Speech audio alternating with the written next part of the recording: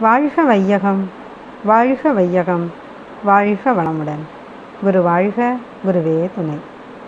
ஆசான் அருள் தந்தை வேதாத்திரி மகிழ்ச்சி அவர்கள் நம்மோடு சுக்குமமாக நிறைந்து இன்றைய சிந்தனையை சிறப்பித்து தருவாராக.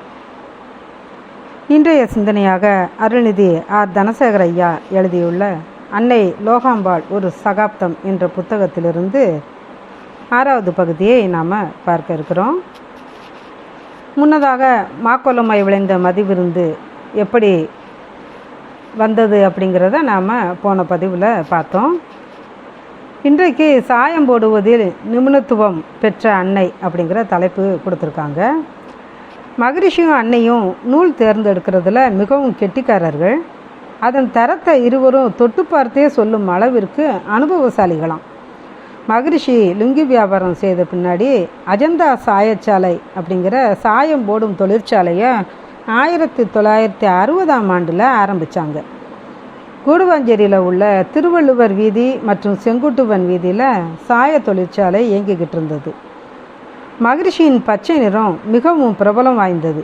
வேதாத்திரி பச்சை அப்படின்னு இன்றளவும் சந்தையில் மிகவும் பிரசித்தி பெற்றது.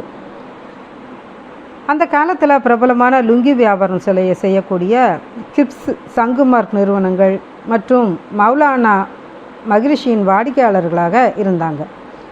மகரிஷியை போல அன்னை லோகாம்பாளும் சாயம் போடுறதுல தேர்ச்சி அடைஞ்சவங்க. நல்ல தரமான நூலை வாங்கி சாயம் போட்டு தச்சு வீட்டில் உள்ளவங்களுக்கு அன்னையே கொடுப்பாங்க. பல்வேறு விதமான வண்ணங்களில் சாயம் போடுவாங்க. அவ்வளவு துல்லியமாக வரும் அன்னை சாயம் போட்டால். குறிப்பாக மஞ்சள், பச்சை, நீலம், வயலட், கருப்பு போன்ற வண்ணங்கள் அதில் அடங்கும். கூடுவாஞ்சேரியில் உள்ள மக்கள் தங்களுடைய வீட்டில் சாயம் போன புடவைகள், ரவிக்கைகள், பாவாடைகள்லாம் எடுத்துகிட்டு வந்து அன்னைகிட்ட அதுக்கு ஏற்றவாறு சாயம் போடுமாறு கேட்பாங்களாம். அன்னையும் அந்த துணியை வாங்கி சாயம் போட்டு அதனை நல்லா வெயிலில் காய வச்சு மடித்து ஒரு புது துணி போல் மாற்றி கொடுப்பாங்களாம்.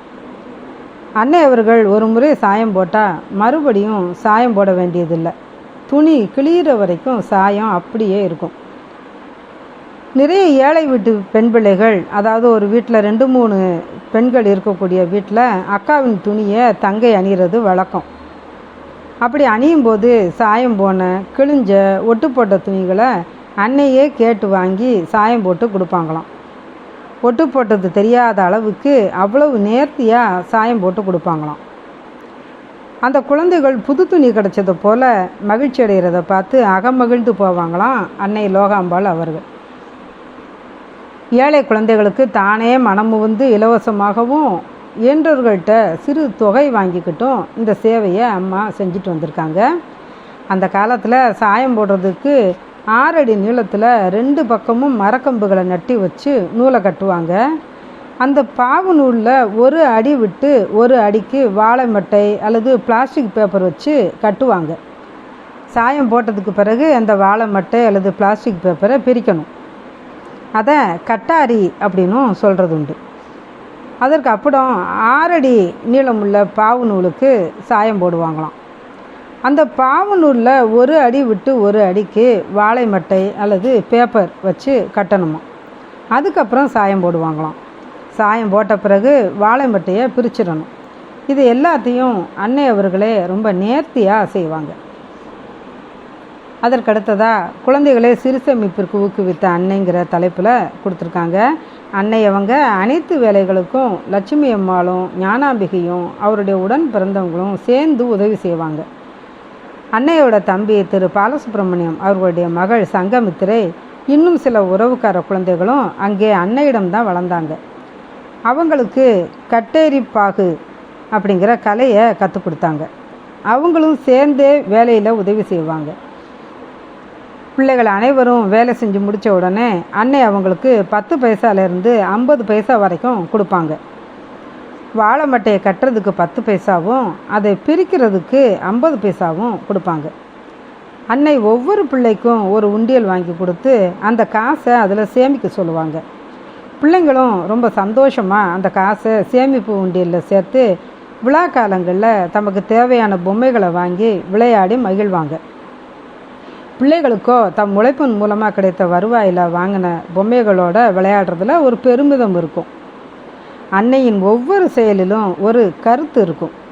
வாழ்க்கையில் சேமிப்பு எவ்வளவு முக்கியம் அப்படிங்கிறத குழந்தைகளுக்கு எவ்வளவு அழகாக உணர்த்தியிருக்காங்க பாருங்கள். வாழ்க்கையில் எந்த ஒரு சூழ்நிலை வந்தாலும் மற்றவர்களிடம் எதிர்பார்த்து இருக்கும் நிலை வரக்கூடாது. அதுக்கு ஏற்றவாறு இளமை காலங்களில் நல்லா உழைச்சி வருமானம் ஈட்டி தேவையான அளவு செலவு செய்து அதுபோக மீதமுள்ள வருவாயை சேமித்து வச்சுக்கிட்டோம் அப்படின்னா வாழ்க்கையில் எப்பயும் ஆனந்தமே அப்படிங்கிற உயர்ந்த தத்துவத்தை குழந்தைகளுக்கு குழந்தை பருவத்திலிருந்தே அறிவில் புகுத்தி நல்ல வழிகாட்டி இருக்கிறாங்க அன்னை. இது குழந்தைகளுக்கு மட்டுமல்ல, அனைவருக்கும் பொருந்தக்கூடியது அப்படிங்கிறது உண்மை. பெண் கல்வியை ஊக்குவித்தார் அன்னை அப்படிங்கிற தலைப்பு எடுத்து கொடுக்கப்பட்டிருக்கு. தான் படிக்கலைன்னா கூட கல்வியின் முக்கியத்துவத்தை உணர்ந்தவர் அன்னை லோகாம்பாள். அதிலும் பெண் கல்வியை மிகவும் ஊக்கப்படுத்தி பெண் குழந்தைகளுக்கு நிறைய புத்தகங்கள் எல்லாம் வாங்கி கொடுத்தாங்க. பெண்களுக்கு ஆங்கிலம் நல்லா தெரியணும் அப்படின்னு நினச்ச அன்னை ஆங்கில கல்வியையும் ஊக்குவிச்சாங்க. மகப்பேறு சேவையிலும் மகத்துவமாய் விளங்கிய அன்னைன்னு அடுத்து தலைப்பு கொடுக்கப்பட்டிருக்கு. அன்னை லோகாம்பாளின் தந்தையார் சிறந்த நாட்டு மருத்துவர்னு நம்ம பார்த்தோம். ஜோதிட கலையும் பயின்றவர்.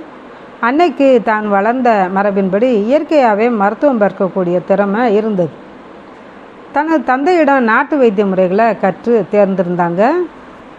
பச்சிலை மருந்துகள், கசாயங்கள், சூரணப்பொடிகள்னு பல வகையான மருந்துகளை செய்ய கற்றுக்கிட்டாங்க. அன்னை லோகாம்பாள் பிரசவம் பார்ப்பதில் ரொம்பவும் கெட்டிக்காரங்க. கூடுவாஞ்சேரியில் உள்ள மக்கள் அல்லது உறவினர்கள் யாருக்காவது பிரசவம் பார்க்குற நேரம் வந்தால் முதல் அழைப்பு அன்னைக்குத்தான் வருமா. அன்னை உடனே போய் அவங்களுக்கு பிரசவம் பார்த்துட்டு அவங்களுக்கு தேவையான பத்திய சாப்பாடு, மஞ்சள் உருண்டை செஞ்சு கொடுப்பாங்களாம். மக்களும் பூரண உடல் நலம் பெறுற வரைக்கும் அன்னையின் அறிவுரைகளை எடுத்துக்குவாங்களாம். அது மட்டும் இல்லாது யாருக்காவது மஞ்சள் காமாலை வந்துட்டால் கீழாநெல்லி இலையை அலசி அதோட இன்னும் சில மூலிகைகளையும் சேர்த்து அரைச்சி கொடுப்பாங்களாம்.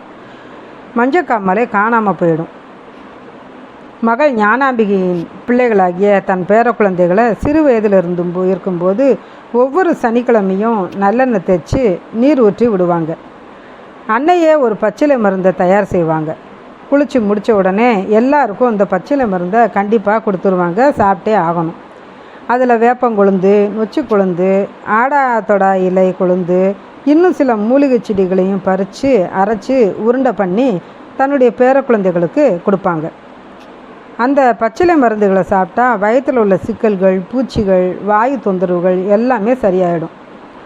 உடல் ஆரோக்கியமாகவும் நோய் எதிர்ப்பு சக்தி அதிகரித்து உடலில் எந்த கிருமியும் அண்டாது. இதையெல்லாம் சாப்பிட்டா தீராத நோயை தீர்த்த அன்னைங்கிற தலைப்பில் அடுத்து கொடுத்துருக்காங்க. ஒரு சமயம் அருட்தந்தையும் அன்னை லோகாம்பாளும் பொள்ளாச்சிக்கு பயணம் செஞ்சுருக்காங்க. எப்போ பொள்ளாச்சிக்கு போனாலும் ஆழியார் அறிவு திருக்கோயில் இணை நிர்வாக அரங்காவலர் திரு சின்னச்சாமி ஐயா, திருமதி மனோரமா சின்னச்சாமி அவர்களின் இல்லத்தில் தான் தங்குவாங்களாம். அன்னைக்கும் அவர்களுடைய இல்லத்தில் தங்கும் சூழல் ஏற்பட்டுச்சு. திருமதி மனோரமா அம்மா அவர்களுடைய தங்கை திருமதி ரேவதி அம்மா அவர்கள் மகிழ்ச்சியையும் அன்னையும் வணங்கி ஆசி பெற்றாங்களாம். திருமதி ரேவதி அம்மா அவங்களுக்கு தீராத தொந்தரவு இருந்துட்டு வந்திருக்கு. தலையிலையும் நெத்திலையும் நீர் கோர்த்துக்கிட்டு இருந்திருக்கு. பல வகையான மருந்துகள் சாப்பிட்டாலும் சரியாகலை. அன்னைகிட்ட இதை பற்றி சொல்ல இவங்க தான் மருத்துவத்தில் கைது இருந்தவங்க ஆயிற்று. உடனே ஒரு பச்சிலையின் பேரை சொல்லி அதை பறிச்சுட்டு வரும்படி சொன்னாங்க.